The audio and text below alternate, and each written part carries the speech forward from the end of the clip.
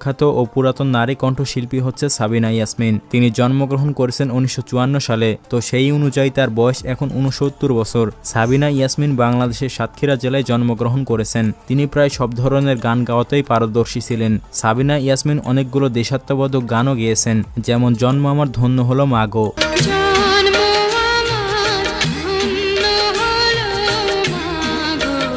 এছাড়াও গেয়েছেন দেশাত্মবোধক আরও একটি গান, একটি বাংলাদেশ।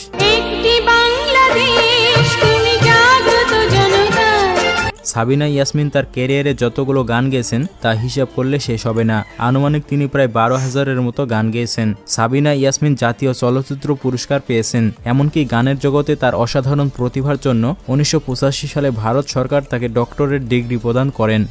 নাম্বার 5, মনির খান।